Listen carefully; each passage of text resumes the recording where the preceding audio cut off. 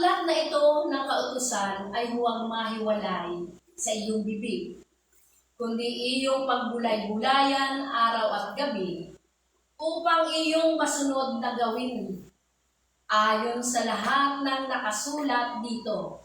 Sapagkat kung magkagayoy, iyong pagiginhawahin ang iyong lakad, at kung magkagayoy, magtatamo ka ng mabuting kawakasan.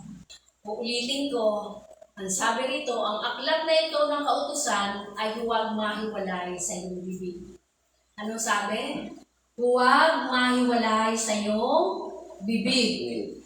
Kundi, anong gagawin? Pagbulay-bulayan araw at gabi. Anong sabi? Huwag mahiwalay sa iyong bibig, kundi iyong pagbulay-bulayan araw at gabi. Upang ano? Bakit pagbubulay-bulayan? Upang masunod na gawain. Yung pala, may karugtong. Ayon sa lahat ng nakasulat. Kung ano yung nakasulat dyan, dahil pinagbubulay-bulay mo, yun yung iyong gagawin. Dahil ano, may pangako. Sapagkat kung magkagayoy, iyong pagiginhawain ang iyong lakad. Amen. Giginhawa pala. Walang magiging balakid. Kasi sinusunod mo yung salita ng Panginoon, yung blueprint na kasulat, sinusunod mo. At kung sinusunod mo yon, magtatamo ka ng mabuting kawakasan. Ibig sabihin, ng buhay mo, hindi ka magiging kawawa. Amen? So, naunawaan ni Lisette, kapag sinusunod mo ang Panginoon, at ginagawa mo yung sinasabi sa Biblia, yung salita, ikaw ay giginhawa ang lakad. At sabi nga, magtatamo ka ng mabuting kawakasan. Hindi ka magiging kawawa sa mundong ito. Amen? So, gawa na ang blueprint. Ayan. Gawa ng blueprint ng buhay natin, nandito sa Biblia. Susundin mo na lamang ayon sa sinasabi sa iyo ng salita ng Diyos. Amen? So, napakaganda, no? Yung iba, tamad magbasa. May Biblia ka na, di ba? So, basahin. Magsimula kahit paunti-unti. Amen? So, Ate Dayan, ano naman gagawin ko? Kasi, paano ko mapapanatili yun? May pag-alam ko ng pagbabasa ko ng salita. Ito yun. Ito yung blueprint to success. Para sabi nga, yung balanghay o yung plano dito ay magawa mo, magkaroon ng katagumpayan. Dapat di ka magbago o nagpapatuloy ka sa pagbabasa ng salita ng Panginoon. Basahin natin ang Hebreo. Yung loyalty natin, hindi nagbabago, nagpapatuloy. Sabi sa Hebreo 10:23, na ating ingatang matibay, o ingatan, ang pagkakilala ng ating pag-asa upang huwag mag-alilangan sapagkat tapat ang nangako. Tapat ang nangako sa atin. Amen? Kung ang tao kapag nangako ay napapako, ang Diyos kapag nangako, tinutupad niya ito. Amen. So sabi niya rito sa Hebreo 10:23, na ating ingatang matibay ang pagkakilala ng ating pag-asa, yung hope natin sa Panginoon, upang huwag mag-alinlangan. Iingatan natin upang hindi tayo, sabi nga, minsan nag-aalinlangan tayo kapag magkaroon ng problema. Sabi niya, upang huwag mag-alinlangan, tandaan nyo, tapat ang nangako sa atin. Kapag ang Diyos ang nangako, tutuparin niya. Pero kapag tao, napapako. Kailangan may loyalty tayo o may katapatan. And kailangan din lumakad tayo ng may pag-ibig. Kasama yun, dapat hindi nagbabago. Dapat may pag-ibig. Buksan natin ang Ephesians 5:2.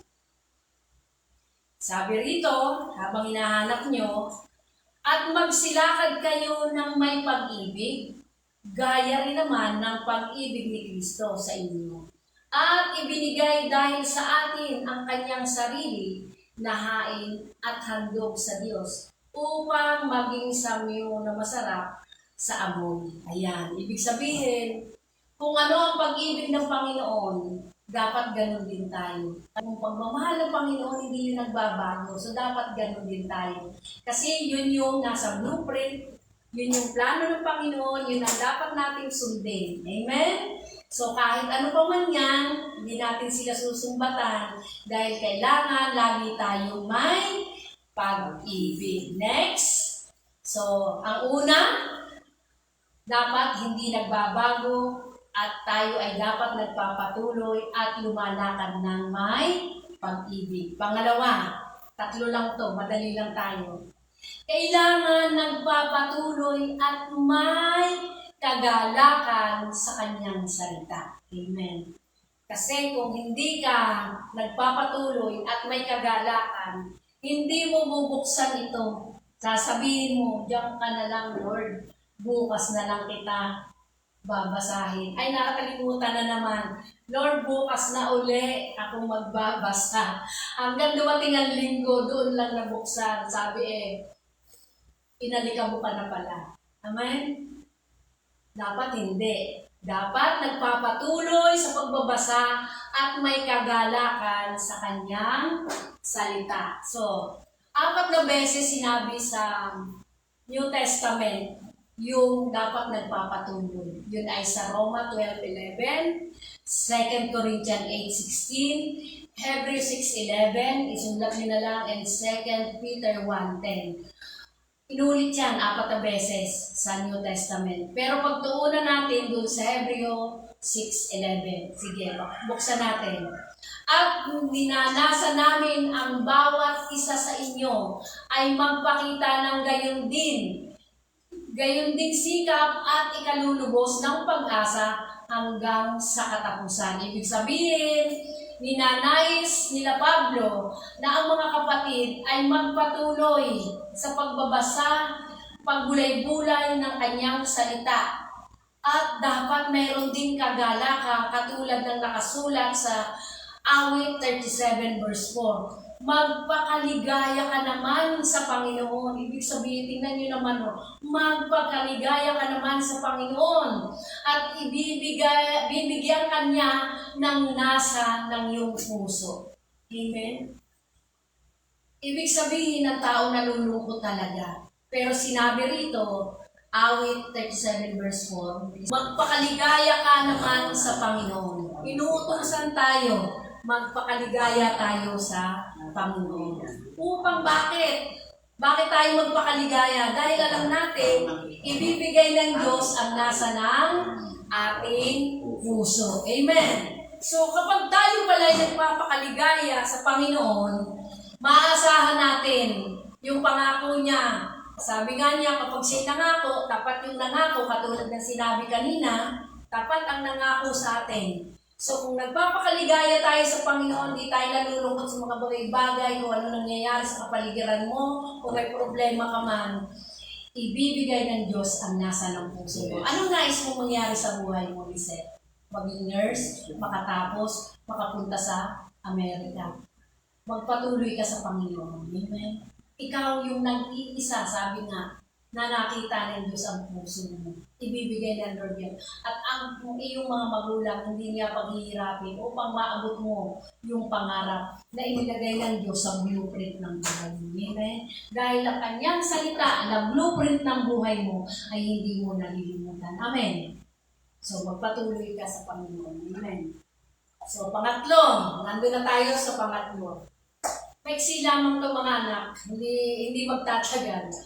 So, maging matatag o matibay at taus-pusong paniniwala sa ating Diyos. Matibay, matatag, at taus. Sabi nga, taus sa puso, ibig sabihin nasuot yun sa puso natin. Tago sa buto. Kita niyo kung mag-worship si Lisette, galing sa puso niya. Iba kasi yung umaawit lang na nasa puso. Pero pag nasa puso, napapapilit ka. at napapapurihan mo yung mga kamay mo na itaas mo sa Panginoon. Amen.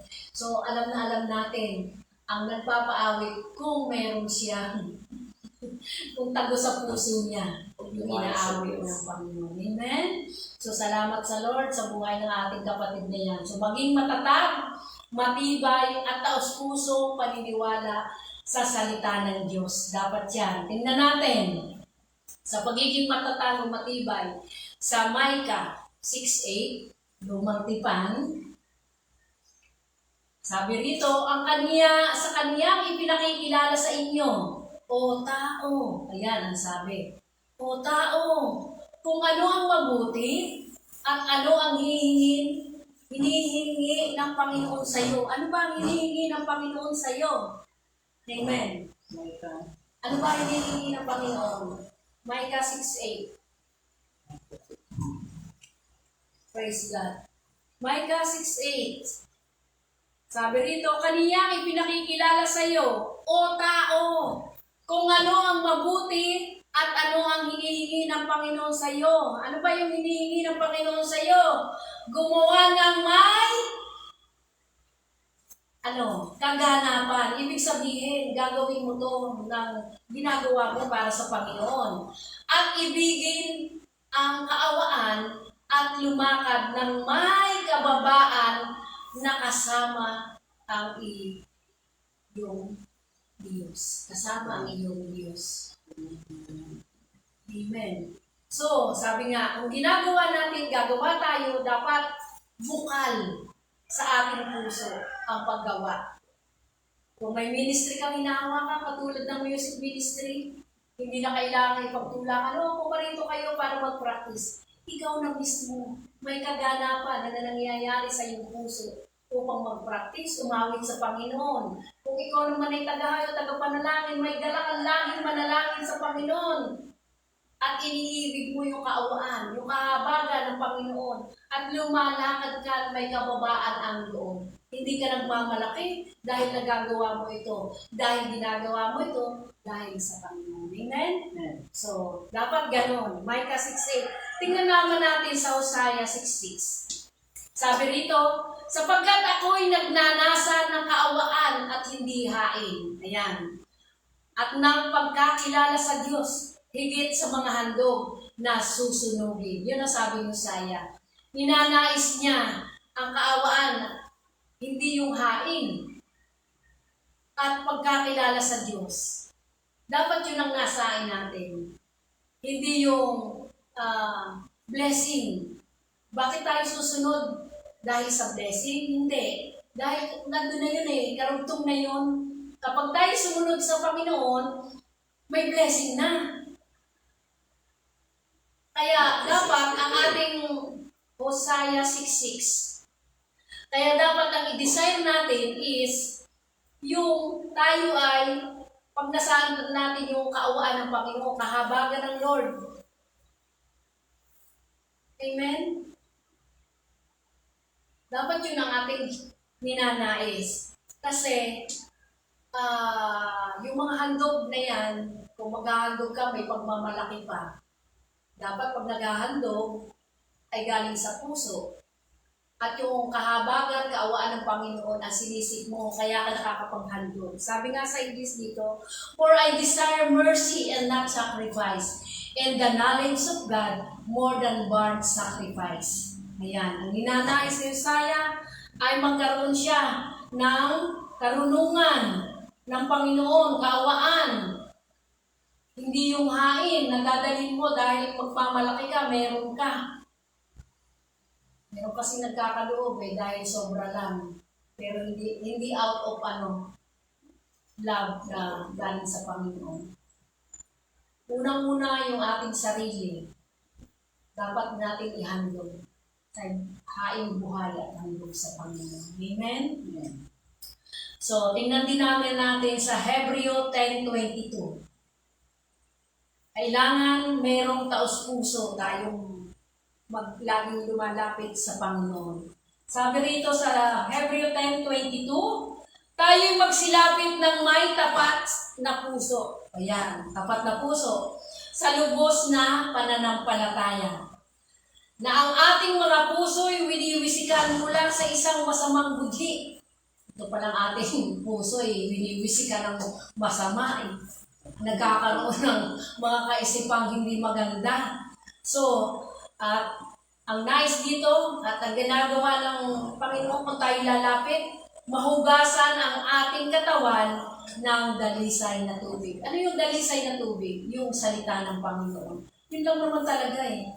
Ang makakapag-alis na mga nandyan sa puso mo, na habang ikaw ay nandito kung ano-ano pinag-iisip mo, sabi nung nakaaway, no? Click. May labahay pa ako, may pupuntahan pa ako, meron pa ako ganito, ganyan. Huwag. Dapat kapag nandito ka sa gawain ng Panginoon, Pag Sunday, focus. Huwag unahin ang mga labahin. Dapat unahin mo yung nagbibigay, yung lalabhan mo. Sino ba nagbigay ng mga yun? Bakit ka mayroong damit? Bakit ka mayroong pinakain? Bakit ka may sapatos? Bakit ka nag-aaral? Bakit ka buhay pa ngayon? Amen?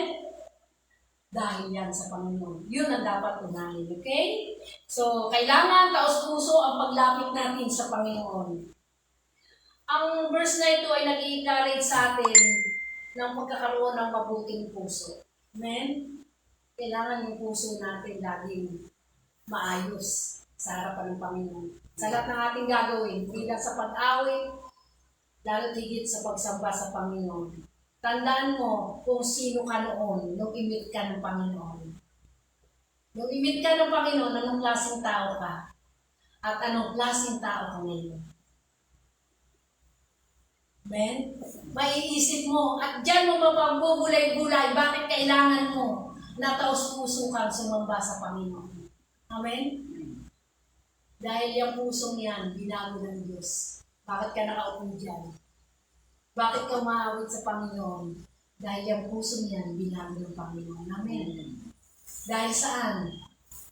Dahil naunawaan mo, yung blueprint ng buhay mo, yung Biblia, siyang nagbago ng buhay mo. Amen. Huwag mong kalimutan. Sabi nga ay, huwag mong gagawin ang iyong nakaraan. Maging paalaala sa iyo ito upang magpatuloy sa buhay. Buhay na ano? Buhay na bigay ng Panginoon sa iyo. Panibagong buhay na kayo makakilala sa Panginoon. Okay? So, ano ngayon? Dun sa ating nabasa at napag-aralan. Ano ang takeaway dyan? Dun sa Joshua 1:8. Kung i-meditate natin ang salita ng Panginoon, magkakaroon tayo ng malawak na pananaw ayon sa plano niya sa buhay natin. Bagamat sabi nga, Lisette, mahirap ang buhay. Ang hirap, nakikita mo ang paghihirap ng magulang mo. Pero nasahin mo pa rin ang magtagumpay. At magtatagumpay ka dahil binili mo ang maglingkod sa Panginoon at sundin ang salita niya. Ito yung blueprint ng success mo. Amen? Parapak nga sa Panginoon. Hallelujah. Thank you, Lord. So malawak na pananaw sa plano ng Diyos sa buhay mo. Hindi lang sa buhay ni Lisette, sa buhay ng mga kabataan, hindi lang sa buhay ng mga kabataan. Kung ikaw ay nasa, sabi nga, nasa last quarter o nasa middle ng iyong buhay, ngayon, nasahin mo ang salita ng Panginoon upang magkaroon ka ng pananaw sa natitira mo pang buhay dito sa mundong ito. Ano nga ba yung buhay mo pa na natitira sa mundong ito? Bakit buhay ka pa ngayon? Amen? So, magkaroon ka ng pagkauhaw sa salita ng Panginoon.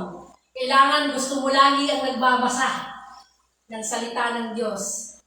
At kapag ginawa mo yan, mawawala yung interest mo sa mga bagay-bagay na pag-EML, mga kabataan, pagbabasa ng kung ano-ano, at masyadong pagtitiktok, kunti na lang, pwede naman mag-tiktok, pero hindi lagi. Kasi nakababad ka sa presensya ng Panginoon sa kanyang salita. At mapapansin mo rin na kapag ikay nagbabasa nito at nagme-meditate ka lagi araw-araw, mayroon kang kagalakan. Bagamat hindi tayo libre sa problema sa buhay na ito. Marami pa rin problema. Pero may kagalakan ka. Bakit? Ay, nandito yung pangako ng Panginoon eh. Hindi kita iiwan, ipababayaan. Oh. At sabi doon sa Nehemiah 8:10, ano sabi ron? The joy of the Lord is my strength. Kung nagkukulang ka ng lakas, edi Nehemiah 8:10, yung kaligayahan mo ay sa Panginoon ay kalakasan mo. Amen? So, maging ang pakikitungo mo sa ibang tao kahit sila ay mga salbahe na sila hindi nakakatuwa, makikita mo pa rin yung pag-ibig ng Diyos sa kanila. Amen? Masasabihan mo, ay, ang kulang mo lang. Alam mo kung ano ang kulang sa iyo? Ang Diyos. Amen? Masasabi mo sa kanila. Kasi kapag hindi ka babad sa salita ng Panginoon, hindi ka makakapagsabi ng ganun sa kapwa dahil ikaw mismo ay malulungkotin din. Kulang. Amen? So dapat lagi tayo puno ng pag-asa. Dahil bakit? Nagbabasa tayo ng salita ng Panginoon. So remember mga kapatid, huwag mong hayaang mawalay ang salita ng Diyos sa buhay mo. Huwag. Kahit pa isa-isa, kahit pa isa-isa, basa. At sulitan mo yung nabasa mo na salita ng Panginoon na pangako sa iyo. Amen? Sa pamamagitan ng pagbabasa at pagbulay-bulay ng kanyang salita at pananalangin, tatatag tayo bilang isang Kristiyano. Amen? Amen. Kami ni Pastor, marami kaming dinaanan at dinadaanan pa. Yes. At sabi nga, kung titingnan namin ang nakikita, ikaw ay hihinto na. Pero hindi, dahil ang pinaglilingkuran mo ay tunay na Diyos. Amen? Siya yung nangako. Siya yung nangako sa amin eh. Hindi naman tao eh. So ano pa man ang aming daanan, ano pa man ang aming mapagdaanan at dadaanan pa, magpapatuloy kami dahil ang salita ng Diyos ay totoo. Buhay ang salita ng Maraming gawain. Amen?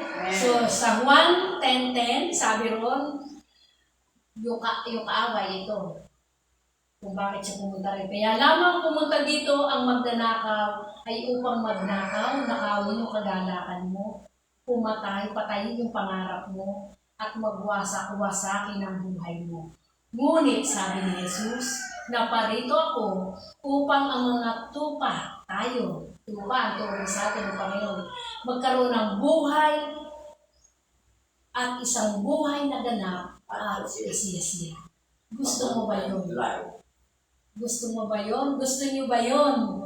Isang buhay na ganap at kasiyasiya. Saan mo matatagpuan? Sa salita ng Panginoon, sa ating Panginoon. Kaya, ang iyong pag-asa sa iyong pangarap ay yung salita at plano ng Diyos. Yung blueprint. Yung blueprint ng buhay mo ay ito. Okay? Yung blueprint. So yung blueprint, katulad ng isang bahay, na katulad nito, na dinesign yung magandang bahay. Amen. Katulad nito,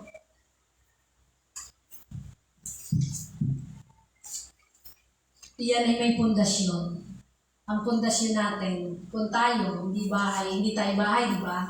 Pero templo tayo. Ng Panginoon. May pundasyon. Ang pundasyon niyan natin ay si Kristo. Ang pundasyon niyan, matibay na semento, buhangin, graba, at saka bakal. Tayo, ang pundasyon natin ang Panginoong Hesus, ang kanyang salita. Amen? So huwag mawawala para maging katulad tayo ng ganitong bahay yari. At may specification, marami yan. Ayan, pati floor plan nandyan. So ang buhay natin, ang Diyos nakaguhit na. So gusto natin magandang maayos at ito ang naging resulta ng bahay na in-sketch dito. In-sketch ng Panginoon ang buhay natin, magpatuloy tayo. At ito yung blueprint ng ating buhay at tagumpay sa Panginoon. Amen? Ang kanyang salita. Palakpak sa Panginoon. Amen. Hallelujah. Purihin ang Panginoon. So, salamat sa Lord. Hallelujah. Ang salita ng Diyos ay buhay. Amen. At patunay, kami ang nagpapatunay na ang salita ng Diyos ay buhay sa amin. Amen? Sabi nga, hanggang ngayon, buhay pa rin kami. Bakit? may ipinagagawa ang Diyos. Hallelujah. So, i-summarize natin ang blueprint to success. Huwag kang magbabago, magpatuloy sa pananampalataya na may pag-ibig. Pangalawa, magpatuloy ang kasipagan sa gawain ng Diyos na may kagalakan sa Panginoon. Pangatlo, maging matatag, matibay sa pagsubok ng buhay at may taus-pusong laging hinahanap ang salita ng Diyos at ang kanyang gawain. Purihin ang Panginoon. Palakpak po sa Panginoon. Tayo po'y tapos na at tayo mananalangin at patuloy na ang Diyos ang sumaatin. Salamat sa Panginoon. Purihin ka, O Diyos. Hallelujah, hallelujah. Thank you, Lord. Hallelujah. Umawit muna tayo ng isang awit. Hallelujah. Thank you, God. Hallelujah. Purihin ang Panginoon. Kalakit ng awitin ito ang pagmamahal natin sa Panginoon. Amen. Hallelujah. Lord, hallelujah. Purihin ang iyong pangalan, Panginoon.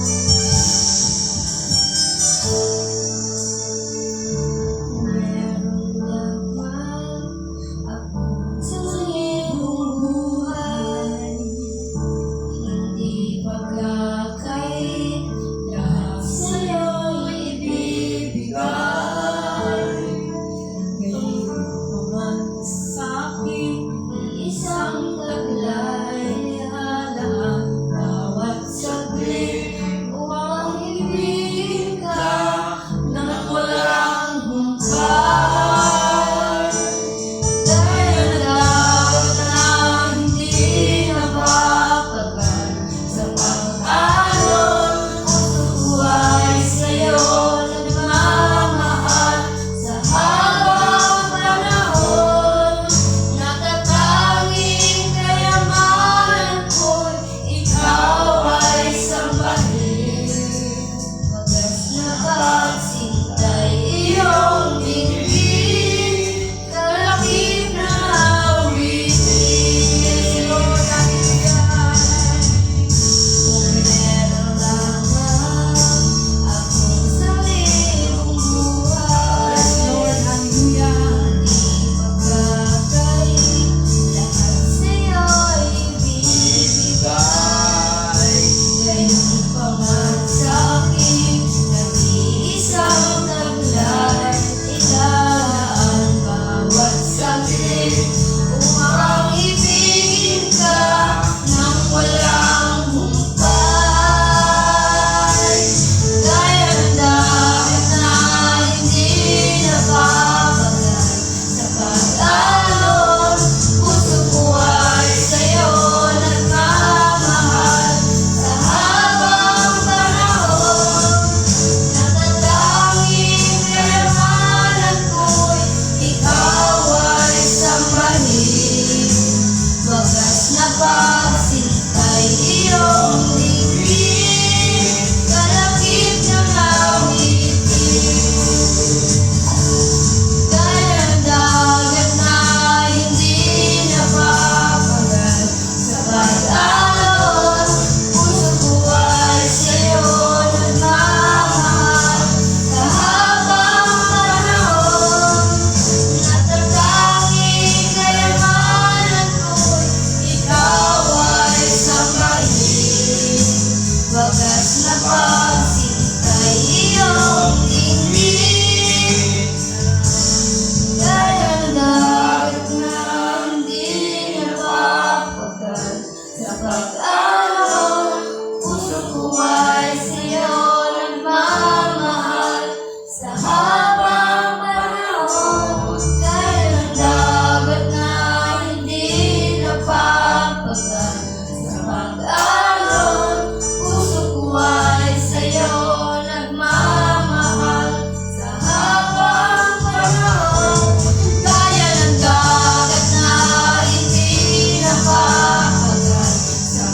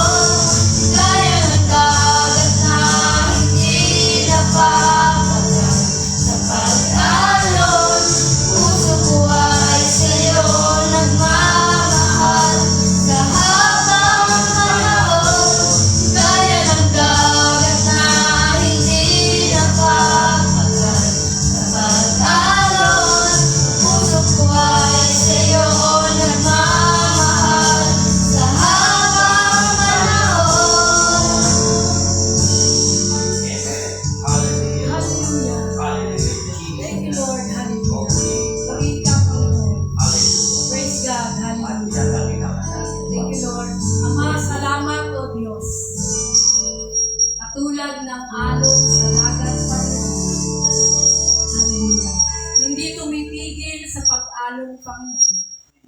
At ang buhay namin hindi titigil, Panginoon, dahil nandiyan ka, O God. Hallelujah.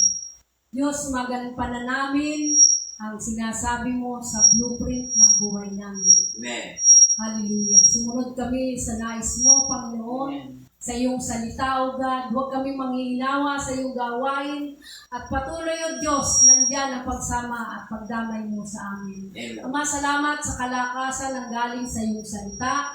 Salamat sa umagang ito, Panginoon. Pinagpala mo na ang iyong mga anak mo, God, Amen. na mga umaten.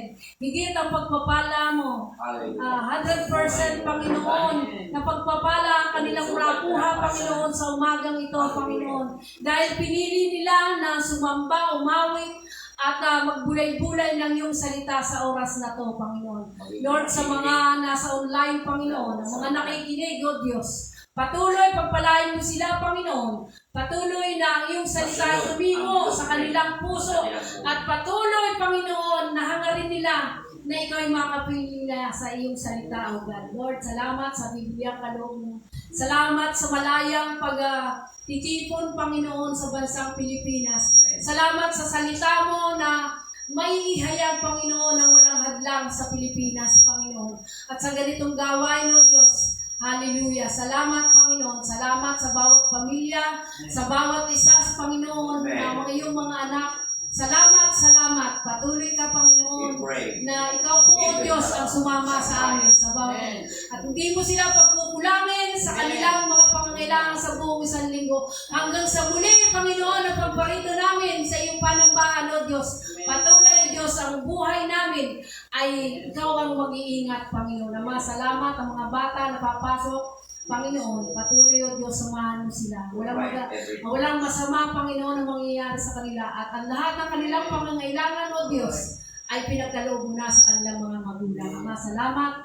At sa tahanan ito, Panginoon, na ginagamit mo, patuloy ang pag-iingat at pagmamahal, Panginoon, sa mga taong nakatira dito, Panginoon. Salamat, O Diyos. Salamat sa aming anak na nasa ibang bansa, sa aming sa aming manugang, Panginoon, sa aming apo. Patuloy, O Diyos, samahan mo sila, Panginoon. Habang kanilang pinagpapala, kanilang mga mahal sa buhay na nasa Pilipinas, patuloy, O Diyos, ang pag-iingat mo sa kanila. Salamat sa buhay ng aming pastor. Patuloy na palakasin mo siya, Panginoon. At patuloy magawa ang iyong nais na gawin sa kanyang buhay, Panginoon. Iyag ang iyong salita sa apat na sulok ng daigdig na ito at maging dito sa Laguna, Panginoon. Salamat, Diyos kang mabuti, Diyos kang mapagmahal, at Diyos kang hindi nang iiwan, Panginoon. Kaya naman, O God, sa oras na to, salamat po, salamat sa iyo po lahat ang kapurihan at pasasalamat sa karanging pangalan ng aming Panginoong Jesus, ang lahat ng mga anak ng Diyos ay magsabi ng Amen.